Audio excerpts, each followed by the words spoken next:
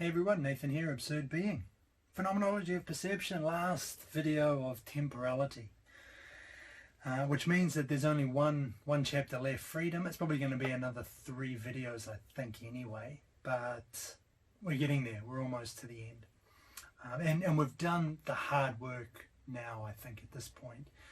This last video is really just a recap, basically, of the path that Merleau-Ponty's taken to here. And so it should be a little bit shorter than the previous 2 videos.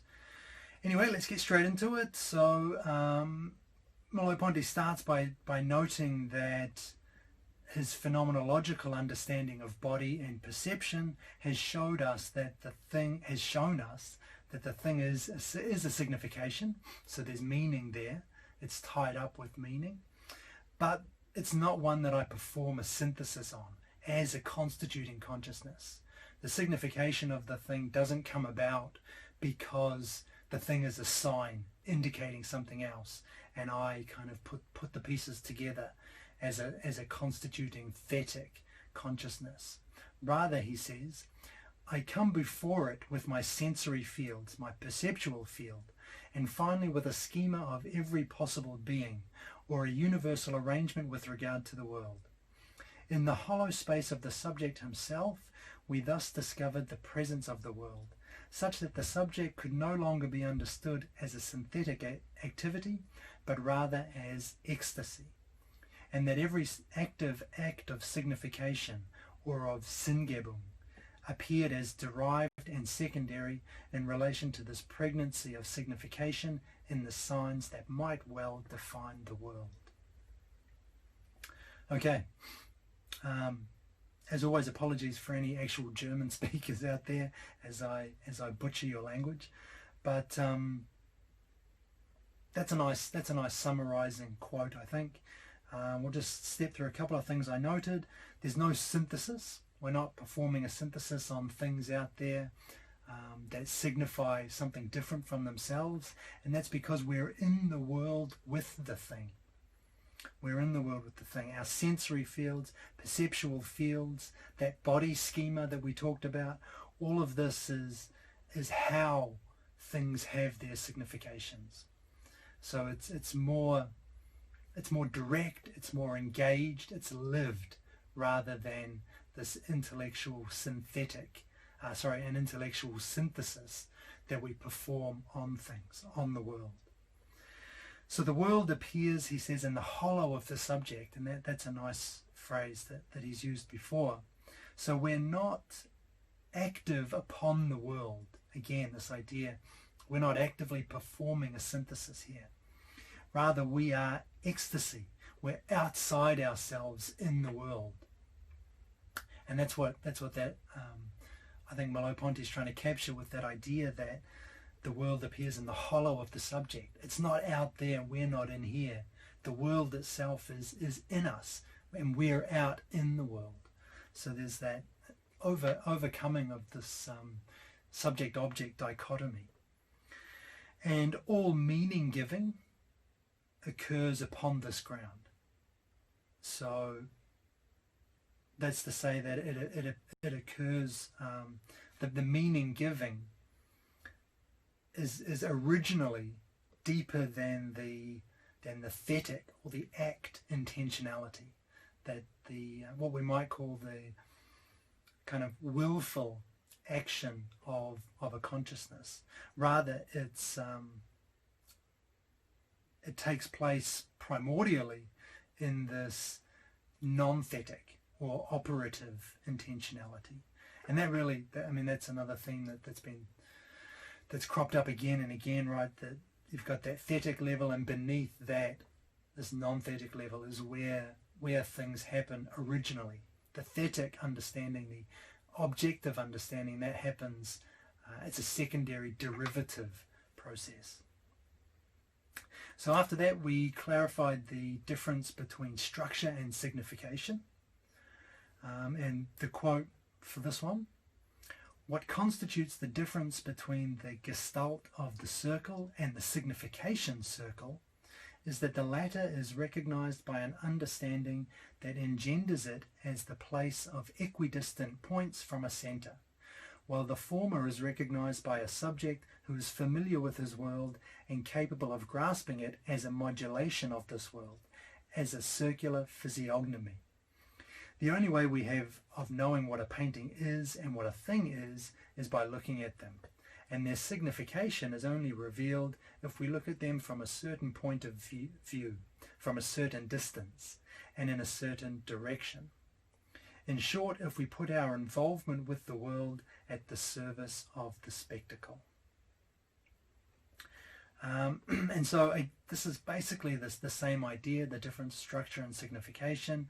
It's the engaged, lived, non-thetic experience that gives meaning originally, and signification then is derived from this. So that gestalt of the circle, the feeling of the circle, the understanding that it is a circle and what it is to be circular happens before we define it, before we get this abstract definition of a circle as a place of equidistant points from a center. And without that deeper point of view, that deeper original engaged perspective, all direction and movement is relative, which is to say that there is no direction, there is no movement at all. And I think I've said this before, but it's kind of the way that a physicist will say it's meaningless to say that A moves or that B moves. All we can say is there is relative motion between A and B. But that precisely eliminates genuine movement. It's to say that in essence there is no actual movement. Movement is relative. And so all we're left with in that case are relative positions in some system of Cartesian coordinates.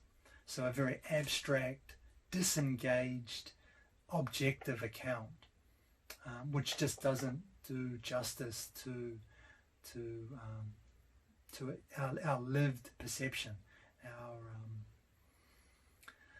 It doesn't do justice to the way that we actually experience being in the world. So we've got that phenomenological understanding of body and perception, the difference between structure and signification, and this in turn led us to a being who is oriented toward what he or she is not. In other words, to the idea of the subject as ecstasy and a relation of active transcendence between the subject and the world. And that's this third point here, this idea that there's an active transcendence between the subject and the world. I'll give you the quote. "The world is inseparable from the subject, but from a subject who is nothing but a project of the world. And the subject is inseparable from the world, but from a world that it itself projects. The subject is being in the world, and the world remains subjective, since its texture and its articulations are only sketched out by the subject's movement of transcendence." And basically the idea with this is a complete refutation of that subject-object dualism, and a forging of a middle path between idealism and realism, between absolute reason and contingency. Another thing he says is between sense and nonsense.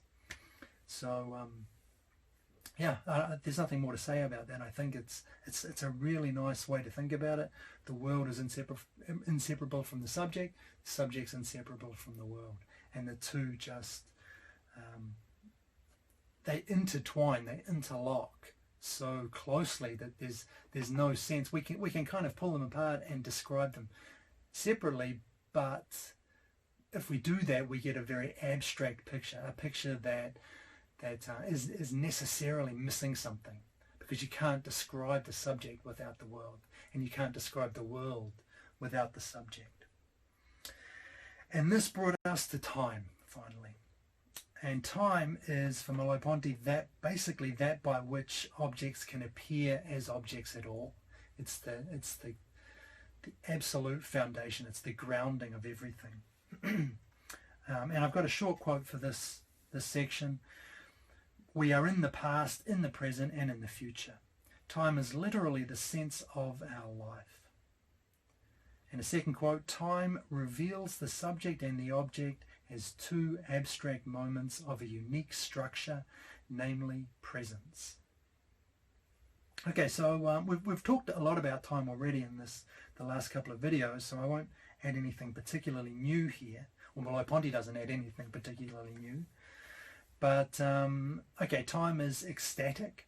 Time is outside itself. It's always in the past. It is the present and the future, and the same holds for all of those different dimensions, ecstasies. But because that's true, so are we. We're also ecstatic. And as we saw, the subject and time ended up being essentially equivalent for Merleau-Ponty. Time is the sense of our life. It's what grounds everything. It's what grounds human existence. It's what makes everything possible for Merleau-Ponty. And I like that last quote I read, the subject and the object, two abstract moments of a unique structure, which is presence. And time is that. Time shows us that that's the case. Two abstract moments of a fundamental presence. And they only appear, we can only grasp the subject or the object separately after we break apart this non-thetic, originary, primordial being in the world, or which is grounded in temporality. So once we break apart that time that we talked about and get these individual moments, it's only there. It's only after we've kind of committed that violence to time that we see the subject and object separately.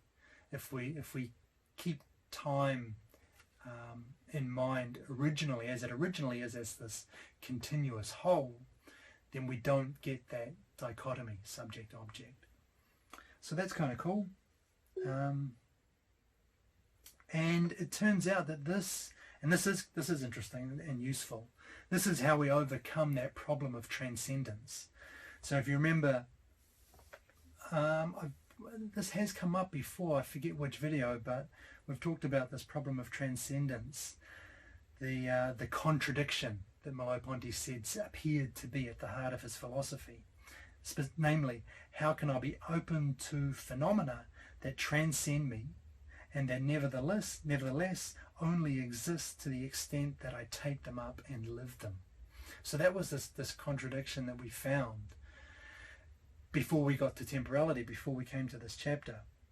We're open to these phenomena that transcend us, but they only exist to the extent that I take them up and live them as a subject. So it seemed like there was this contradiction, but this, and what we've looked at with time so far, or to this point, we see that this was not an illusion. You probably don't want to say an illusion, but it was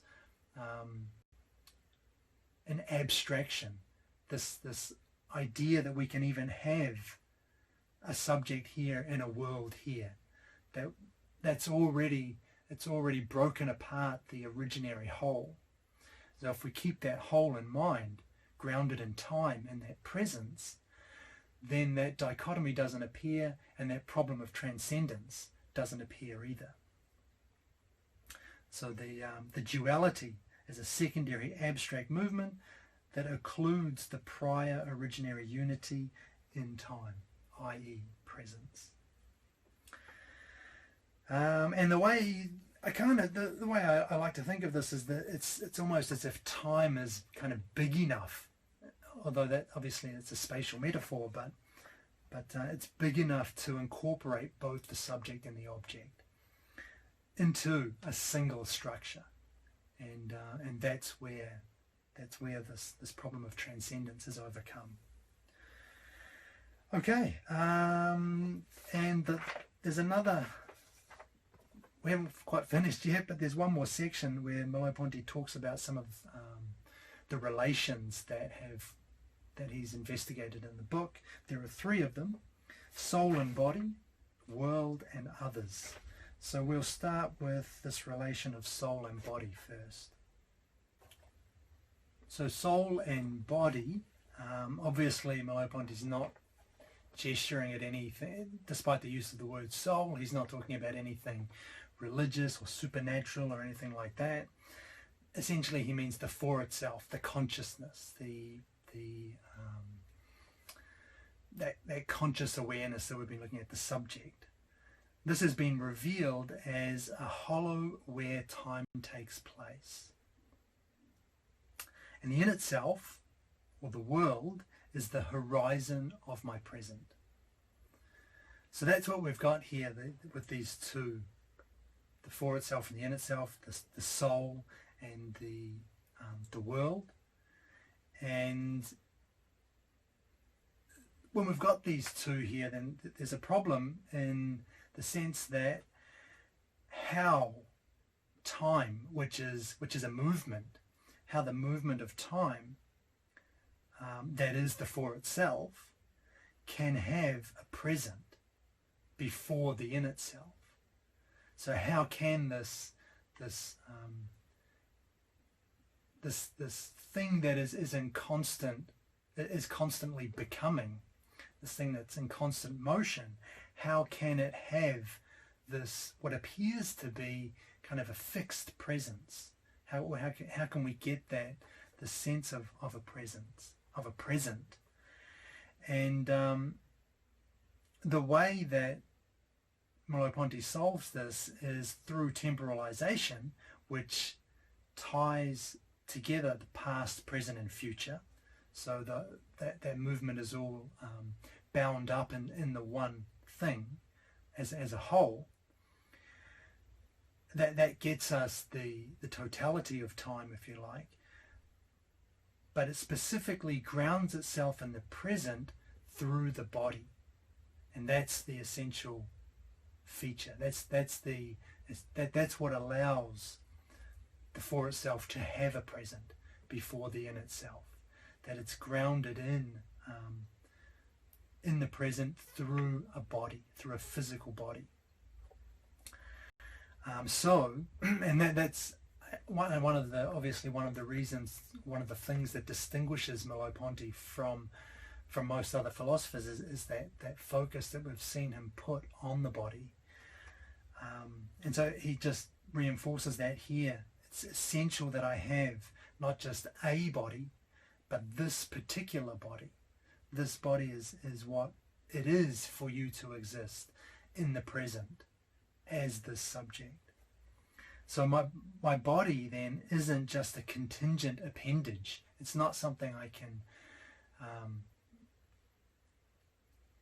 it's not something kind of ancillary to who I am, to my existence. My existence is inextricably bound up with this body, with my body. It's and he says my body parts make up my physiognomy and influence my style. And by style here, I think he means something like my manner of being in the world.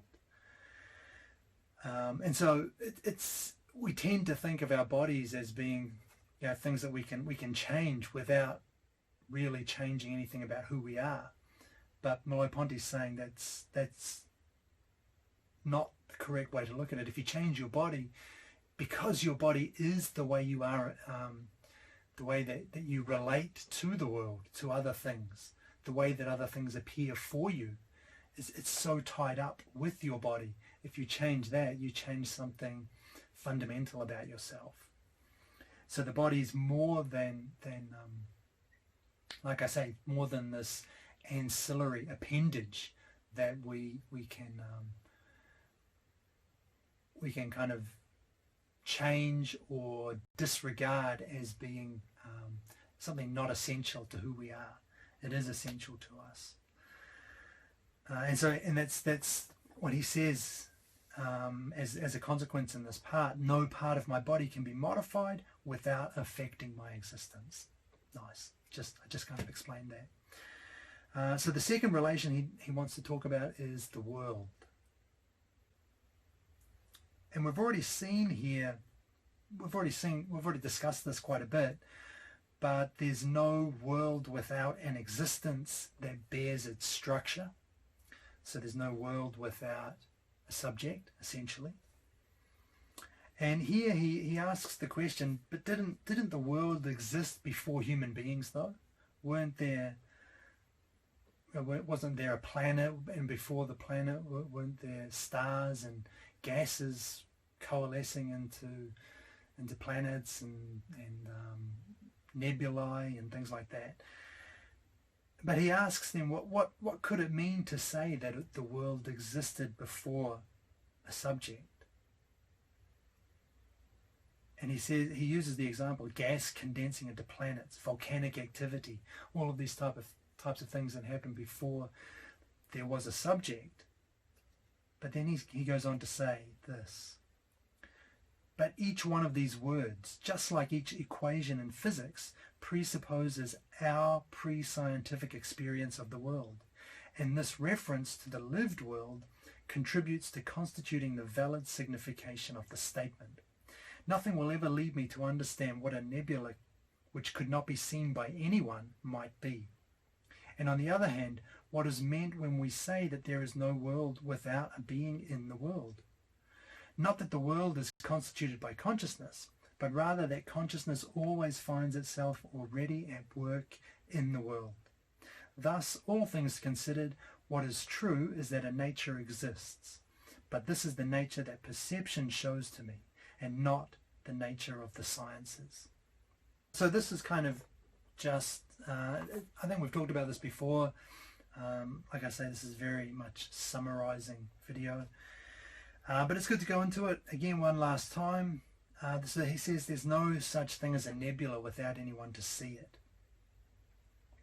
which is very much opposed to the way that kind of the modern opinion on this, that there's objective things, that the table is out there even if there's no one to see it or use it. The nebula is there even if there's no one to see it. But if you think about it, if there is no subject, if there is no perspective, if there is no no being able to interpret the wavelengths, the different wavelengths of light in different colors, there's no color. That's gone straight away. And what are we left with? Again, if there's no specific, if there's no perspective, if there's no being with a visual system like ours, if there's no being with sensory organs like ours, or like anything, if it is pure objectivity, all you're left with are atoms. There's no meaning in that. there's no way that you can say anything exists. The table doesn't exist because all there are atoms, and those atoms blend into atoms next to it of the air. The air is atoms as well. It's all just atoms. That's all you've got, unless you have a subject to pull out a figure on that background. That's Merleau-Ponty's interest in that Gestalt approach, that there has to be a figure on a background in order for perception to occur. And if there's no subject to make a figure appear, to focus on anything, then all you have are the atoms. That's it. There's just nothing else there. Or even worse than that, not even atoms anymore. It's now like something like excitations of quantum fields. That's what matter supposedly reduces to. So we're not even left with atoms anymore. It's just quantum fields in some kind of state of varying states of excitement. That's all you've got if there's no subject. So there is no nebula, there is no table if you don't have a viewing subject. But then that's what the physicists will say though. But that's what a nebula is. It's just those atoms. It's just those excitations of the quantum field. That's all a nebula is. But to that, I would say that actually that is precisely not what a nebula is. that is to have totally misunderstood what a nebula is, or even what a table is. To say that a table is just the atoms that it's composed of, that has completely misunderstood what it is to see a table. And a better example, though, is a painting, I thought. is standing before a painting the same as standing before a collection of atoms that represent the paint, or a collection of atoms that the painting is made up of? Are those two things even comparable? Does it make sense to reduce the former to the latter? A painting which is of something which we see because we're looking at the painting from a perspective, separated by colour, which we see because we're interpreting the wavelengths of light that are bouncing off the painting itself. That's exactly what that's exactly how the painting differs from a collection of atoms that have no colour, that have no that don't add up to anything. You know, that if we break them down, that if we break up reality in that way, we can do it. That's what the scientist does. We can break it apart like that, but you're left with no painting. You're left with no table. You're just left with atoms or excitations of quantum fields. The word painting, the very idea of painting, means what we see and experience. It can never be reduced to the atoms of which it's composed.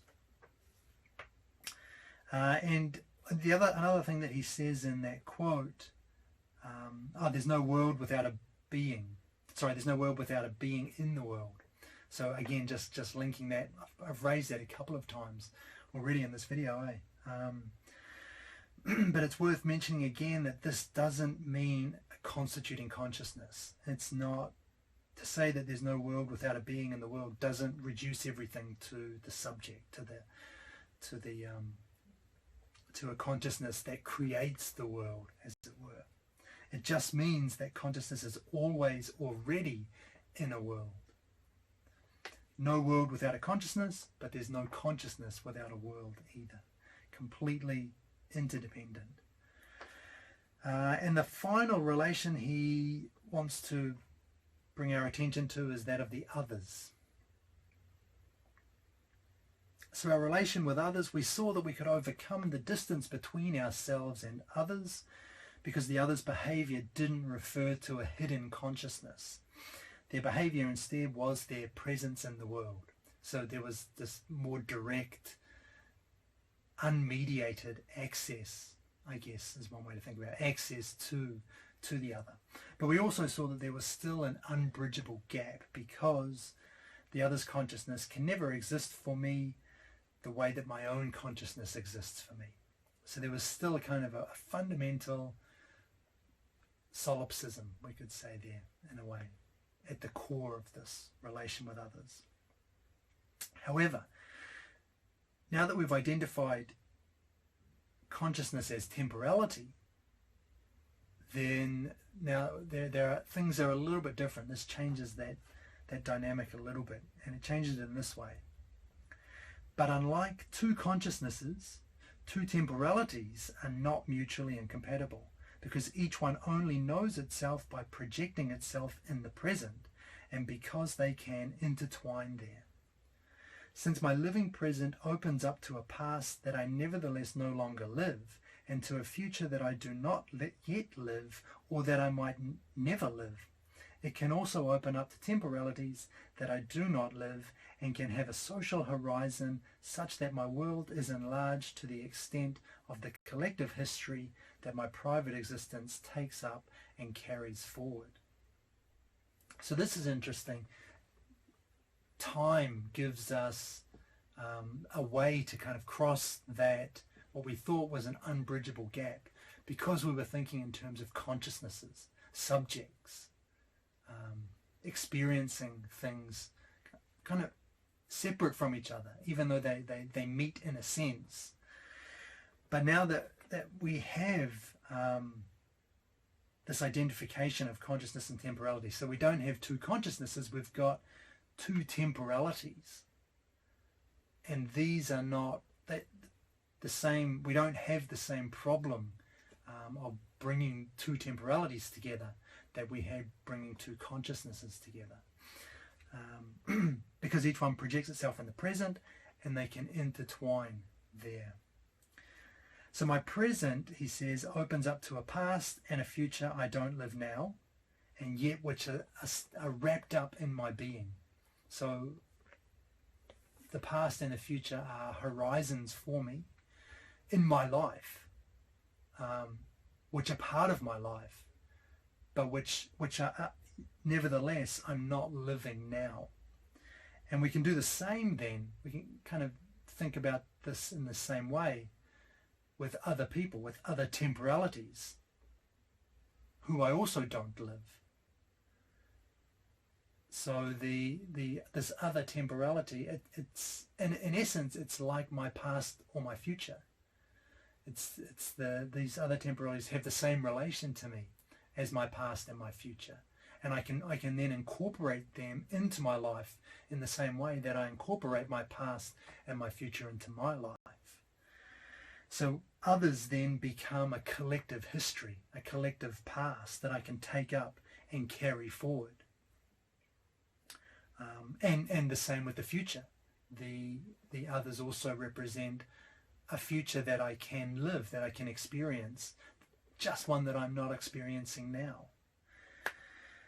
And so that's kind of an interesting thing to think about, this idea that instead of consciousnesses, if we think about others as temporalities that we're coexisting with, then that lets us break down this supposed barrier that existed between us, because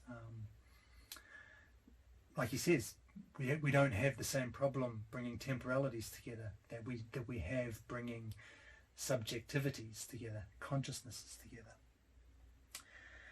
And I've got one general quote to finish this video, and it goes like this: "The solution to all the problems of transcendence is found in the thickness of the preobjective present, where we find our corporeality, our sociality, and the pre-existence of the world. That is, where we find the starting point for explanation to the extent that they are legitimate, and at the same time, the foundation of our freedom." So that was a nice quote I thought to finish on. The pre-objective present, time as lived, grounds everything essentially and overcomes the problems of transcendence that we've already talked about, because it allows us to basically fit everything into this whole. It allows us to bring everything together into a totality. Of course, this doesn't overcome the ambiguity or incompleteness of existence. That's essential. It's a part of temporality, that there are horizons. So we can't overcome that. That's still a core aspect of existence and perception. But it dissolves or explains the contradictions that we saw in the problem of transcendence, i.e. how we grasp the body, how we grasp the world and others as totalities, even as they are at the same time full of these ambiguities and incompletenesses that we're never able to fully reconcile, to fully overcome. But again, that's just part of what it means to exist, to live, to be in temporality. And that means that the only thing left to do is move into the final section, the last chapter, where we see how time also grounds our freedom. So that'll be interesting to get to. So even though this video is basically a summary, I'm going to summarize the summary anyway. So let's bring that up. So first we saw the phenomenological understanding of body and perception, went back to this idea. All meaning giving occurs on a more primordial non-thetic background. And we looked at the difference between structure and signification. specifically with reference there to that gestalt of the circle, which was nice. The circle has that circular physiognomy for me before it has signification as points equidistant from a center. Then we looked at the subject and the world and talked about the way that we are ecstatic, we're outside ourselves in the world, and a key aspect of this was that overcoming of dualism. Next we looked at time. Time also is ecstatic by its nature, and everything is grounded, or time grounds everything for us in presence. And that brought us back to the idea of the body and the centrality of the body. We also looked at the way that this chapter let us overcome the problem of transcendence, because I'm open to phenomena that nevertheless transcend me, because the subject and object come together in presence. I didn't explain that very well. The problem of transcendence is that I am open to phenomena that nevertheless transcend me. But the resolution was that the subject and the object come together in presence, in temporality. And finally, we had those three relations, the soul and the body. We're grounded in the present through the body. My existence is bound up with my body. So it's a deeper bond. It has a deeper bond to us than we normally credit it with. The second relation was the world. And basically there's no world without a consciousness, no consciousness without a world. That's, again, that subject-object dichotomy breaking down. And finally others, which we saw were temporalities, and unlike consciousnesses, these are mutually compatible. And that is temporality, and really we've done all of the hard work in this book. The last chapter is hard work, actually, so that's not quite true, but we've got really an almost total understanding at this point of Merleau-Ponty's philosophy, and we'll just, like I say, I think it's going to be 3. I'll try and squeeze it into 2, but I'm not sure that's going to be possible. But yeah, we'll get into that in the next video. As always, thank you for listening, and I will catch you shortly.